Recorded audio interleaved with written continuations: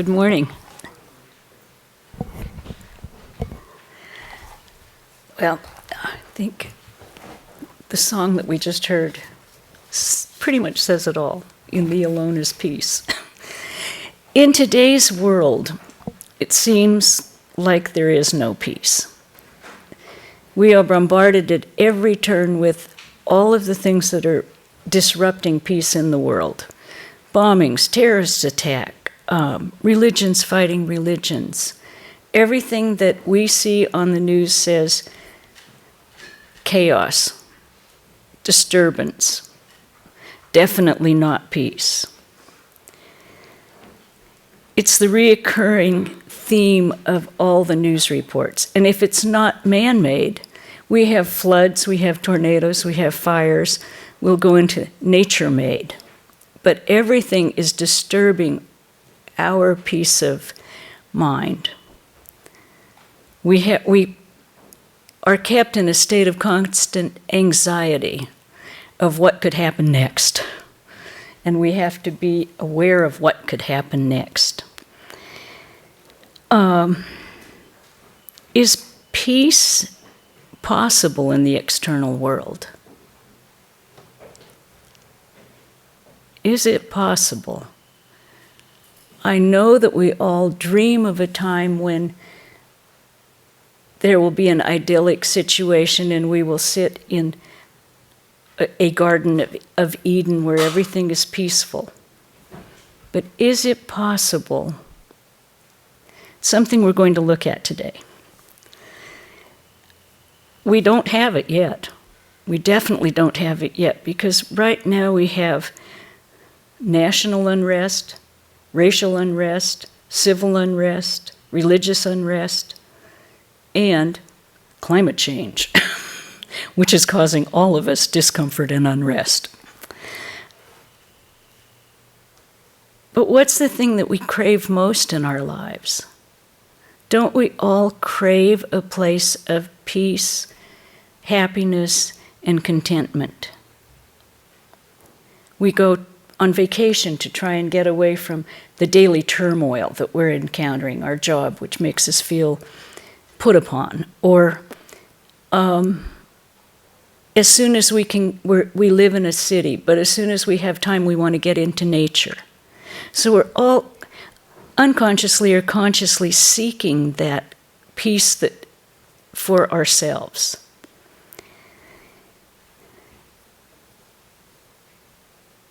I hope that you will help me discuss this today.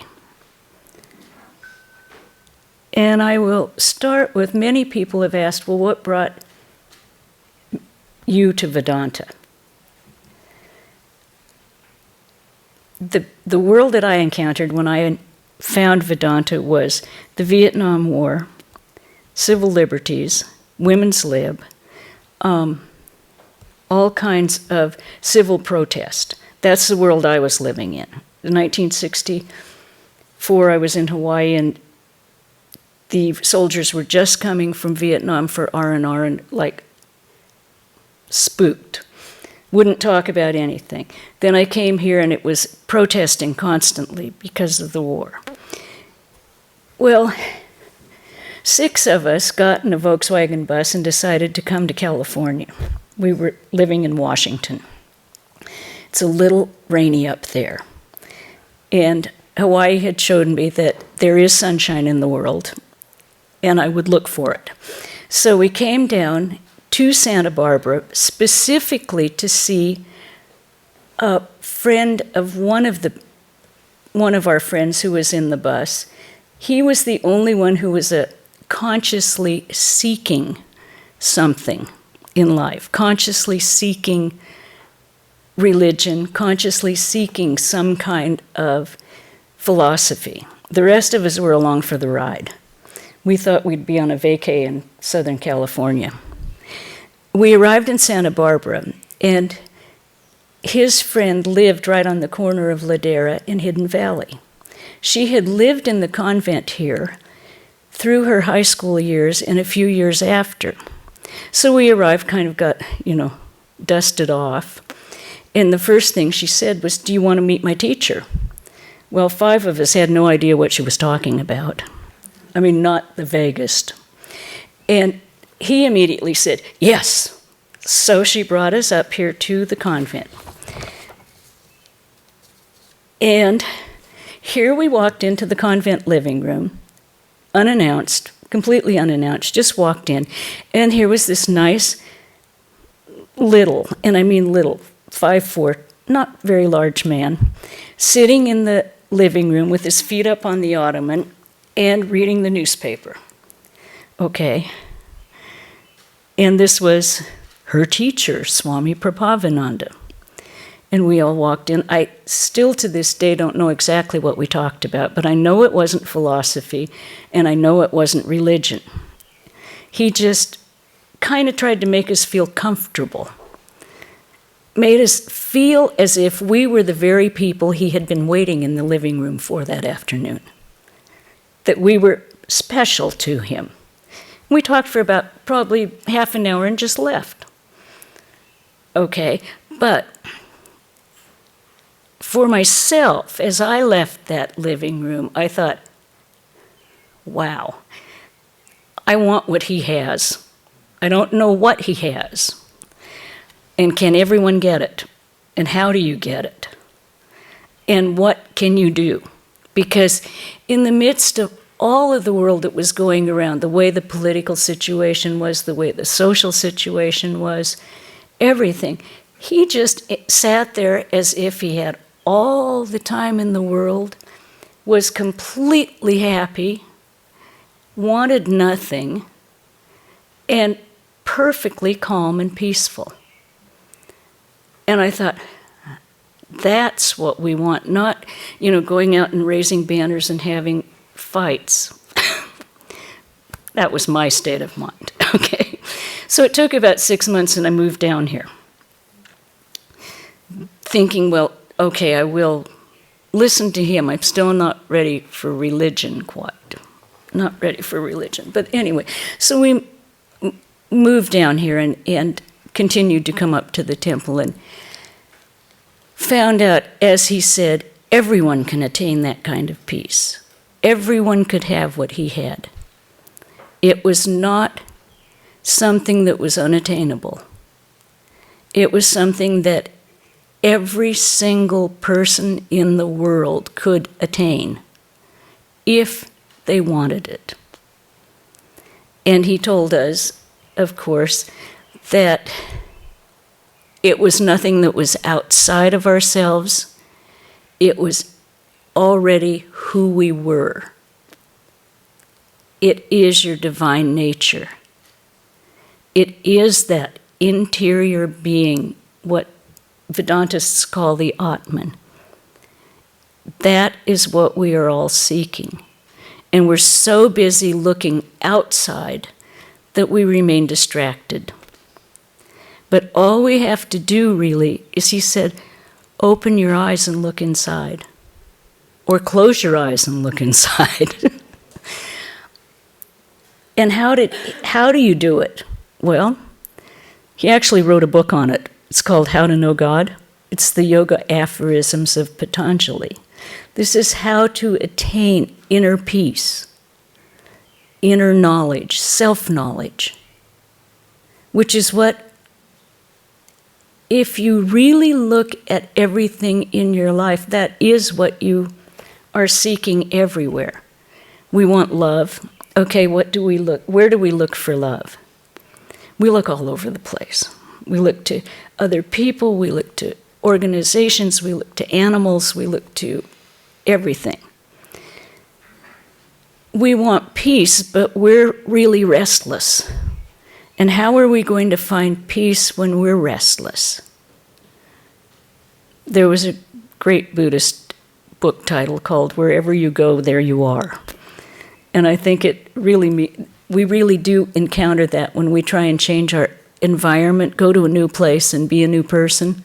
You're the same old person, unless you do something interiorly. So I'm going to read a description of how most of our minds are, because I thought it was kind of funny. It's in the book How to Know God. And he's talking about how most people's minds, we think we're quite logical and we think we're quite organized. We think we know what we're doing. But he says, as you walk into, oh God, I can't read anymore without glasses on. He said, most of the time our mind is in a reverie of going around in circles and out and around.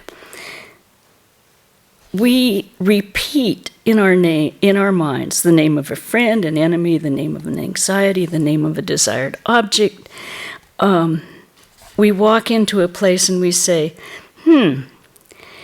that time that I saw Kennedy, in love with the night mysterious? Uh-oh, Jimmy's going to get my job. So-and-so says I'm too fat. So-and-so says I'm not doing my job right.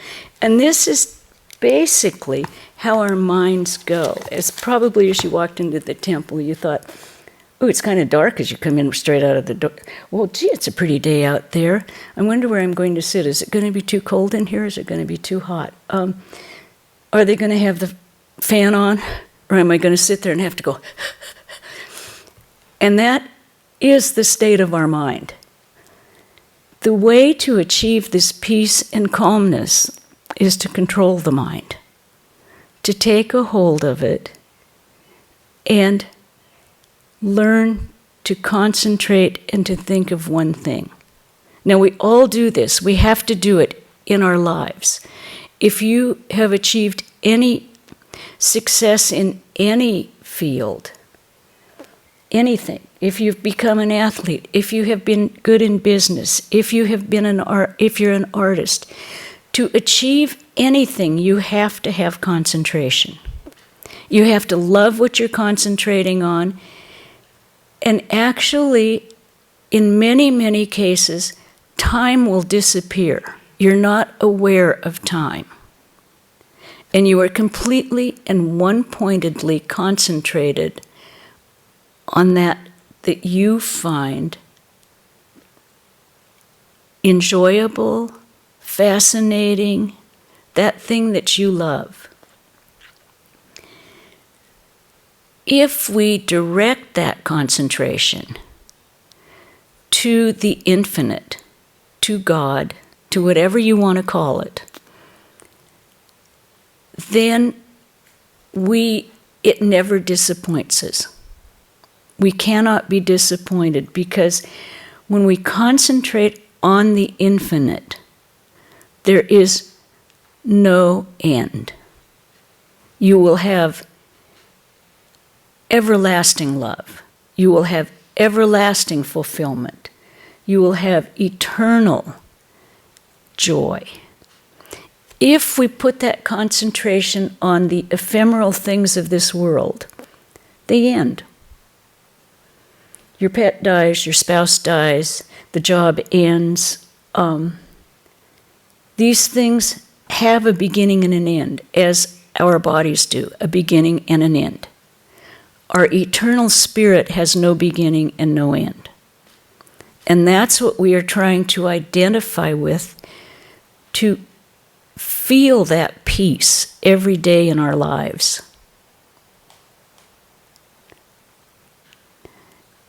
And how do we do it? Okay. Once again, in the How to Know God, the Yoga Aphorisms of Patanjali, which is basically I would like to say, how to achieve immortality for dummies. I mean, it is literally step by step, and if you read it, you will see how it's step by step. First of all, you can attain that concentration by thinking of one truth. Just one. You don't have to divide your mind. You don't have to think of, 50 things at once. We make a great deal out of multitasking. Well, guess what? We're just scattering our mind. We're not really multitasking. You really are only thinking of one of those things at a time, serially. You're not thinking of 4 things at once. And when you multitask, and I have many times because there's a lot to do, you don't do anything quite as well as if you just got one job done and went on to the next one. So Patanjali's first thing is he says, concentrate the mind on one truth. Well, that is extremely difficult. I imagine if everyone closed their eyes right now and tried to think an unbroken thought, I'll time you, for 1 minute. Close your eyes and think of one thing for 1 minute. Start.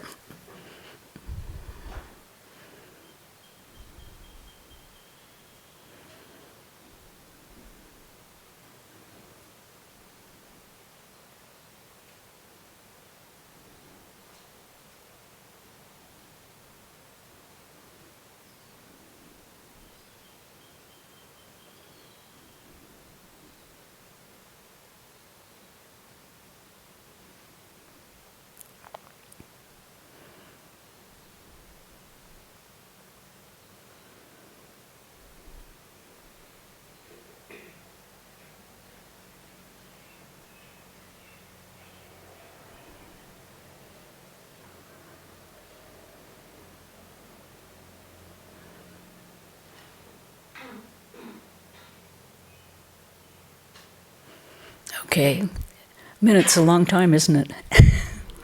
Now, how many of you could actually think one unbroken thought? Most of us suddenly, oh golly, my knee itches. There's a deer fly buzzing around my head, and all I want to do is go.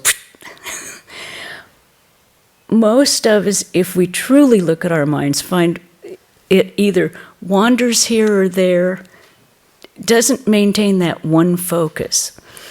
And what are the things that get in the way of this? Well, he has a list that really makes you go, really, do I do all that? Okay, illness can do it because you're not feeling well. Parts of your body hurt and your mind goes to where the pain is. I'm an expert at that right now. Just had a knee replaced, and let me tell you, 4 weeks of, it's my knee. Totally identified with the knee. Not so much now, it's getting better. Mental laziness, just plain not grabbing your mind, letting it free float. That's not concentration. Free floating is not concentration. A lack of enthusiasm. Oh, this is, how much longer do I have to do it? This one's the one that I love, sloth. Somehow when you see sloth, sloth, ooh. Craving for sense pleasures, and that we're all made to do that. That's part of our humanity. That's part of inhabiting a human body. Our bodies and that part of us craves sense pleasures. We want good food, we want nice weather, we want to feel good. We crave it. This one, the other one that gets in the way is false perception. Now, I know how many of us have going over a list of what has happened today, and you go, why me? Why did it happen to me? Why? Or, poor me, I mean, this shouldn't be happening. And we do that, and we can all get there. I know we can, because I know I certainly can. I don't think I'm unique. But most of the time, those are false perceptions. It's not happening to you. It's just happening. And we're attaching to it and taking it on as a personal thing. I mean, say you run into someone and they snap at you. They say, what are you doing about it? Okay, it's not you, it's their mood.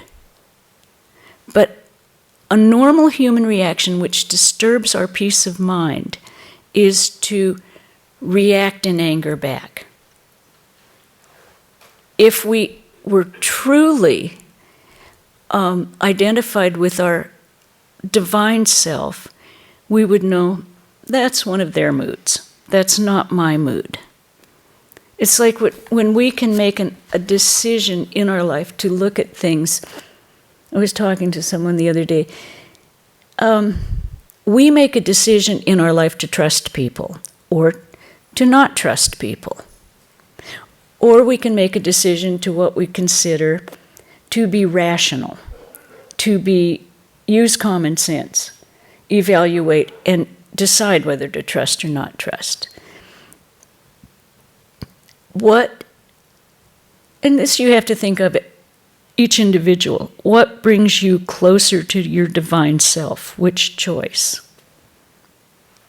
Because that's all we're doing in our lives, is making choices to become closer to our divinity with every single thing we do every day.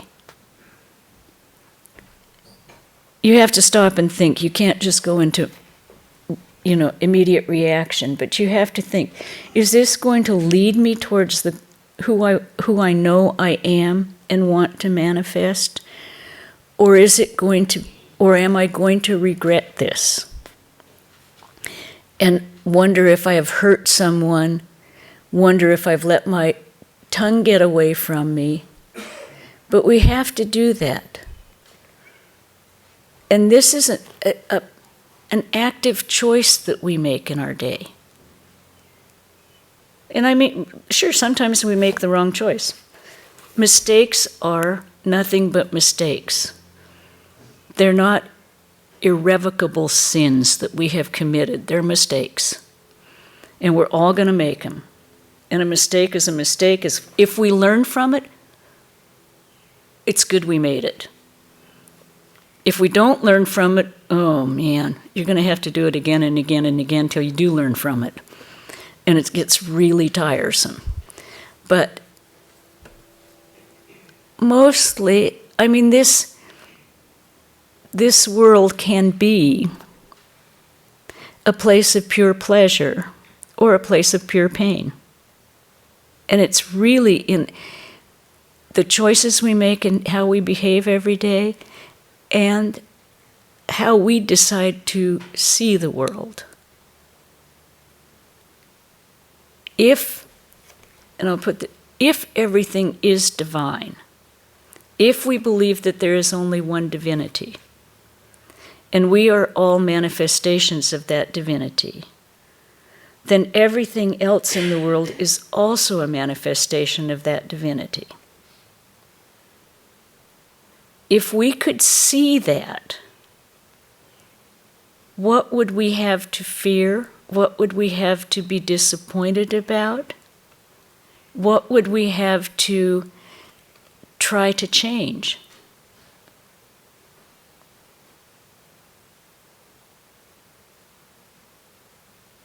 And I think the only way we can honestly see that and to feel that kind of peace is to find it in ourself first. Now, that is often difficult. That's why we have avatars, we have Jesus, we have Ramakrishna, we have Buddha, we have people who can show us how to do it. Examples. If we didn't happen to live in the period when they lived, then we have saints and holy people who have achieved that kind of peace and serenity and pure joy where they identify with their Atman most of the time. They still interact in the world, but we can see how they do it. And some of us need that visual input and actual experience. Some people can read and do it through their minds. I'm not one of them. I can read all the books in the world and I think, that's really nice. But until I see it in practice, somehow it just stays in my head. It doesn't enter my life. So I think that's why people go to see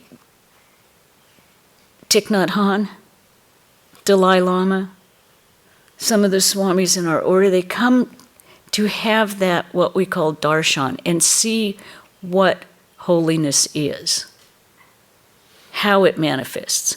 And believe me, it has every manifestation imaginable.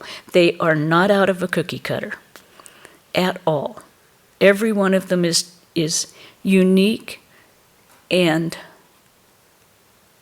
different. I mean, there was a wonderful saying. One of our Buddhist friends said, someone asked the Dalai Lama, well, what's the quick way to God realization? He says, no quick, no easy. And it's true, no quick, no easy. It's a lot of hard work. But when you do it, then there's that bubbling joy in all of them. That joy that you immediately feel. I mean, they're doing outrageous things. Outrageous things. Swami Swahananda, who was the head of the center, who just passed away in 2012, I was told about one of his last talks in Hollywood. I was not there. But evidently we had a visiting Swami, young one who had just come from India, and he was to give a talk in the evening. And Swami Sarvadevananda was there, and Swami Swahananda was there. Swami Swahananda was sitting there with his big neck brace on, slept through the entire thing in the front row. The younger Swami was nervous and finished early. Swami Sarvadevananda got up and he said, well, you haven't used up the time, so I guess I'm going to have to finish off this talk. And he gave a talk. And finally Swami Swahananda surfaced. And he said, well, since I've had to sit through all of this, and I haven't heard anything, I've been sound asleep, but I'm going to have to say something. So he got up, and he was 91 or 2 by this time. Congestive heart failure, kidney failure, everything was going on, and he was still teaching Vedanta. He says, well, I mostly watch TV these days. It was true, but he watched Indian epics like the Mahabharata, which tell all of the highest truths from the Vedas and the Upanishads. And I like Perry Mason too. And if you think about this, it was points of the law where you debated good and evil. Okay. And I got to thinking about it because by that time everyone in the congregation was laughing, like, really, you're saying this? But he had nothing to be ashamed of or to try and hide. He did watch television. He had it on in his room. I won't say he was watching it. He often had his eyes closed. He hid any kind of spirituality all of the spirituality that he had. He did not wear it on his sleeve for everyone to see. But he got up and did jopam and meditated for 2 and 3 hours in the middle of the night for all of his devotees, for all of his disciples. He watched television because then anyone could walk into his room, sit down, and be with him. And because the television was going, he didn't have to expend energy physical energy that he did not have to talk to them. But he wanted them to be with him. So, holiness and does not follow a certain regime. It is not if you have, let's see, if you are this, you always have your beads going, you wear them so everyone can see them, you have your robes on. This does not define holiness. Holiness is not an external thing either. Holiness is realization. And often there are so many people in the world who are not in positions of religion who have achieved it. And we don't know them.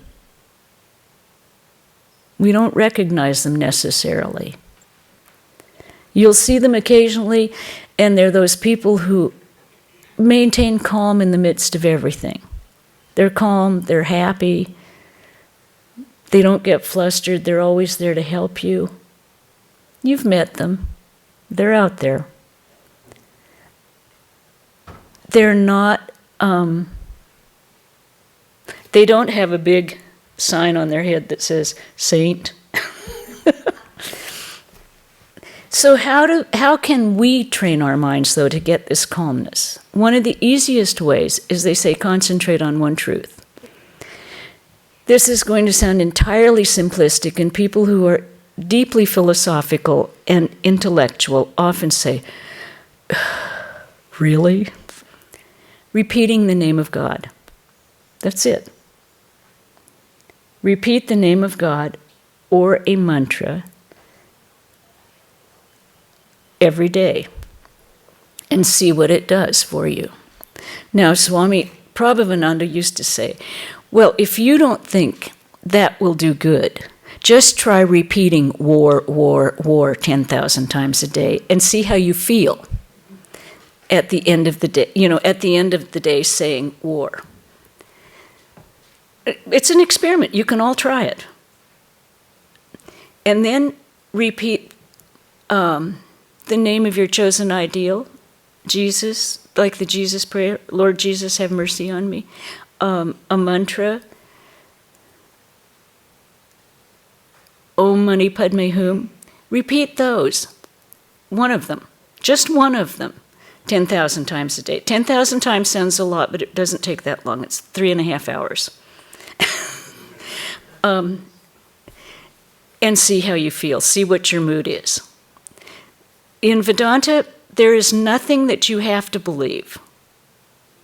It is an open experiment for you to delve into, to see if you can experience and do experience your divine nature. Now, it doesn't mean you're going to be happy all the time. Well, you'll have joy inside. Things are still going to happen out here, and you will experience sorrow, anger, but it doesn't go deep. It's like on the surface of your mind. It's not in your soul. When we have someone very dear to us who dies, we can be devastated because we think they're gone forever. If you have found that, or even touched the Atman inside, you know that they're not gone, that they are eternal. And yes, you feel the loss of their physical presence, but you're not devastated forever and ever. You have a certain equanimity and calmness that is your nature by then. So one of these ways is, in Vedanta, we believe part of our path, and this is not everyone's. We do not try and change anyone. You do not have to become a Vedantist. If you have a religion already, follow that to its very core. We have many people who follow Buddhism here or Christianity. We do feel that every path leads to exactly the same goal, the unity and divinity of oneness. We're all going to get to the same top of the mountain eventually. And we take different paths. The thing we don't encourage is jumping from path to path where you just go sideways up the mountain and you don't go. We do think it's better to go up the mountain rather than checking all around and going around it. You'll get there eventually, but it'll take a long time.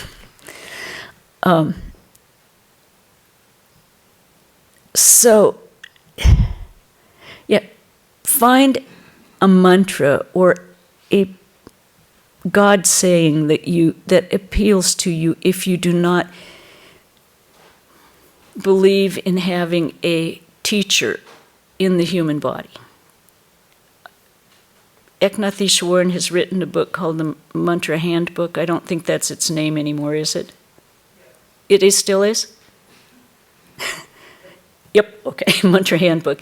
And he came from a tradition in South India where his grandmother was his guru, And he suggests you can pick your own mantra.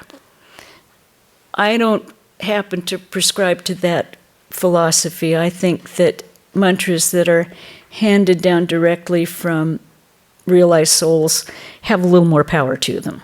So I believe in a guru system, which is why I'm here and not somewhere else. But saying any kind of a prayer over and over again until you find a guru, if you want one, will change your whole mindset. There's an excellent Christian book called The Way of the Pilgrim, and it's a starret in Russia who goes around the world simply repeating, Lord Jesus Christ, have mercy upon me. He does it all day long, everywhere he goes. And, of course, achieves enlightenment. The Buddhist mantra of Om Mani Padme Hum, excellent. They all are leading to the same calm peace that pervades your entire being. Now,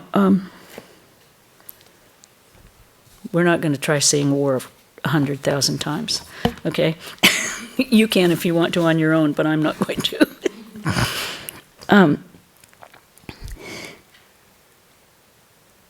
That very, very simple practice, which we call japa, will give you that inner peace. It's an odd thing when you've done it for years and years and years, and sometimes it will get like, one of the things you have to watch out for is it gets really mechanical and boring. When you first started, you're enthusiastic, you've got all of this, yes, I'm going to realize God in next month or tomorrow. Okay, well, maybe not that fast. And so it can get boring, it can get mechanical, your mind can start wandering even while you're doing it. And those are the things that you have to watch for. You have to catch yourself if things like that happen and make it stop. Get up and walk around, take a deep breath, break that cycle right away. Or you can even fall asleep while you're doing it. Break that cycle until you become extremely proficient at it, and then it reaches a stage where it kind of revolves constantly in your mind. If you stop thinking about a job or something, it's just kind of going. But you have to train your mind. It doesn't want to behave. Your mind really wants to go wandering around. It wants to go to the beach. Oh, let's go to the movies. I wonder what's happening in town today. What are we going to have for lunch? The mind just wanders all over without some kind of check. And that's fine if you're happy. Most of us find it's not enough. And I think that's why you bother to come to the Vedanta Temple on Sunday, because something's missing. And it's ourselves, it's our inner being that we're not in touch with. That's what's missing in our lives. If we could touch that Atman, then we would look no further. We've had nothing to look for. Nothing at all. Now I will open this up to questions if you have any.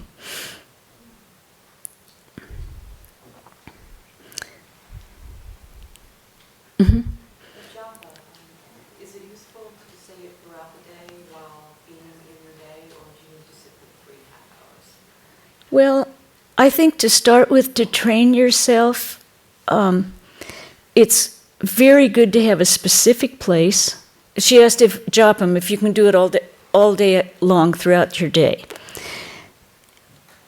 And I'm saying to train yourself, it's good to have a special place, a set time, or here in the convent, 3 set times.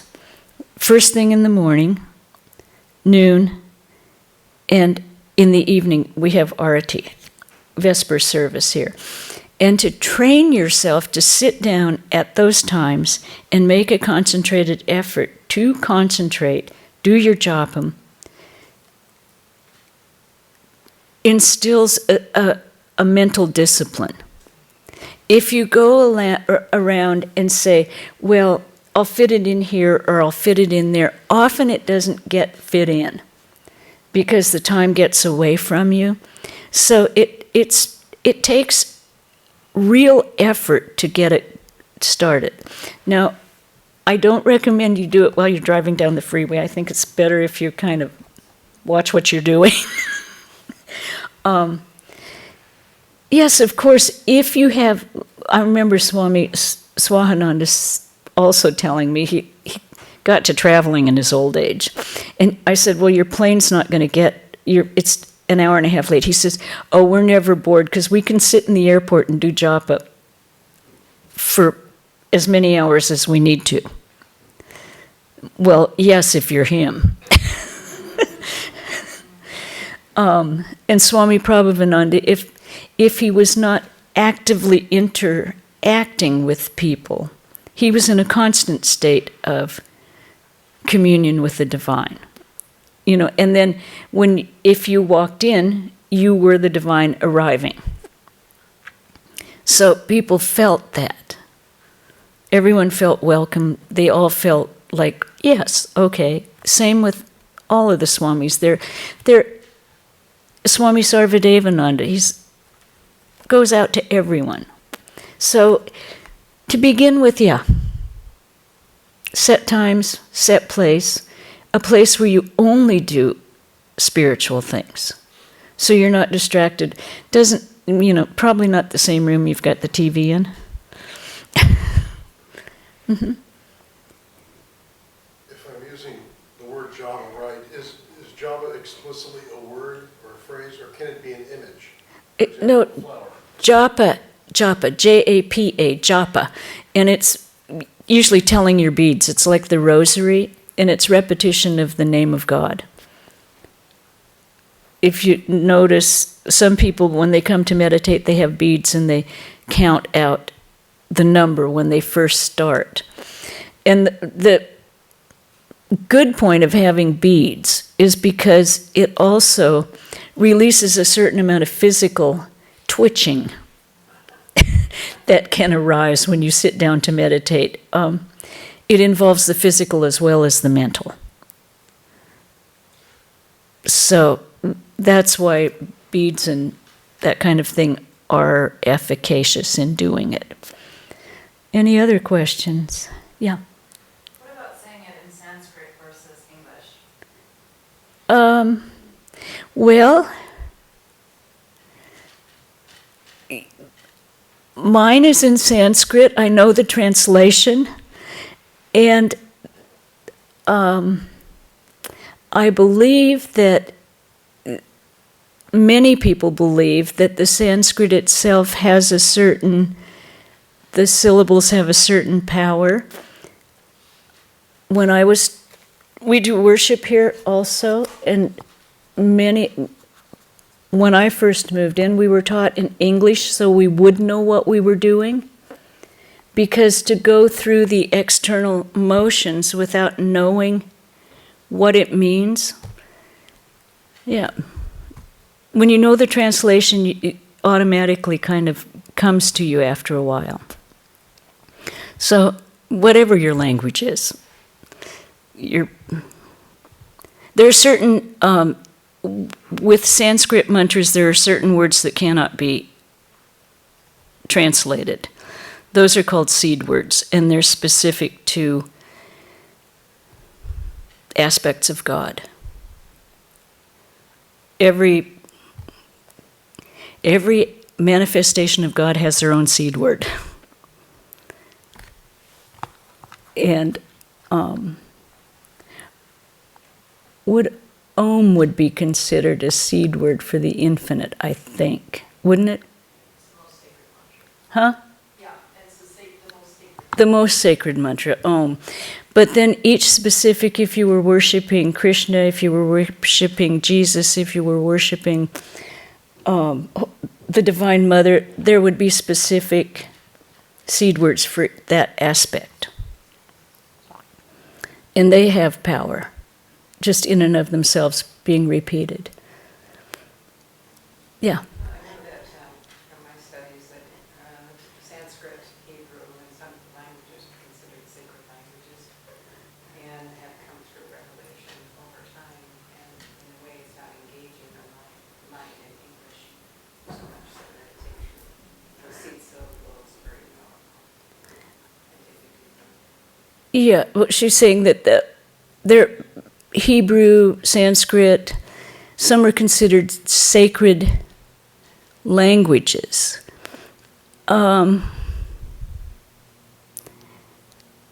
Yes, they are. I personally think every language can be sacred if you direct it to the divine. And our karma has put us in the United States of America speaking English. And so I personally, and this is my own personal feeling, this is not necessarily straight Vedanta, I personally can't think that if we said our mantras in English that it would not reach God. to put it that way. I think it has to do with the intent and the devotion and the length of time. Well, I think the Jesus prayer is a fairly good example. Lord Jesus Christ, have mercy upon me. That's definitely in English. We all understand what it says. And I don't think it's any less effective than Om Mani Padme Hum. So that's my personal feeling. Please don't quote me and say this is Vedanta, rock bottom Vedanta, okay? Was there any other question? Yes. So for those who repeat their mantra during their set times of meditation, how would you distinguish the practice of japa? And I get japa in the airport, for example, being different, but if you're going to do japa in a sort of a set fixed place, how does that differ, or does it differ from your meditation?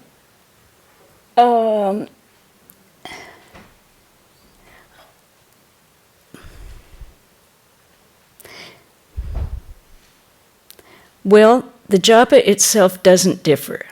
The thing is, when you sit down in your shrine and do it in a place without distraction, you're more likely to become more concentrated. If you're repeating your mantra in the airport with all the flight announcements and everything that are going on and all the people that are walking by, it's much more difficult to keep your mind concentrated on it.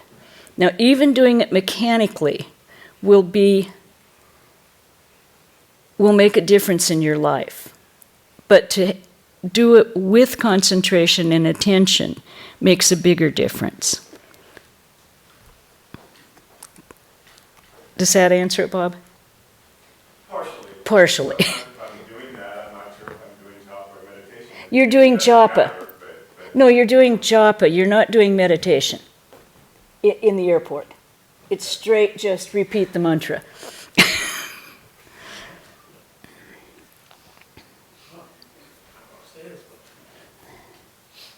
My wife and I have a new car. Congratulations. She had an accident. Oh, dear. The value of the car, well, to fix it would be more than the value of the car. So they gave us the value of the hooker. We bought a new car. And we're having problems dealing with old gadgets. But she seemed to be having more problems than I was. I insisted that she drive it, and I was scared of that. I was saying my job. Every time she That's drove the good. car, I said, That's a good time to say it. When you're scared, when you're worried about anything, yes, grab onto that. When you find yourself getting angry or getting frustrated or getting irritated, take a breath, sit down, and start repeating your mantra. If you can't go to sleep, start repeating it. I mean, it will fill spaces and change your mood. It will change your focus, which is the thing that we're trying to do. We're trying to change ourselves, not other people. Uh-huh. Do you have just one mantra, or do you rotate them? How would you approach? No, just one mantra. Just one for your whole life? Yep. Sometimes you can, I've known people who have added to it, but you have one mantra for your whole life. And as I say, I've had people who have added to it. I mean, is the mantra supposed to encapsulate everything I want to be, or is it more just a word for God for me? I'm sorry, I didn't hear. Is it, the mantra, just explain, is it my word for God, I'm calling forth God, or is it more like a mantra, like praying for something in my life? No, your mantra is actually just repeating the name of God with no desire attached. It's getting in touch with your inner divinity. The other praying for things in your life is prayer, petitional prayer, but that is not japa or meditation. Okay, I think we should quit now, and then if there are more questions, I'll come back in for a little bit. But people have to. Okay, and we'll end with a peace chant.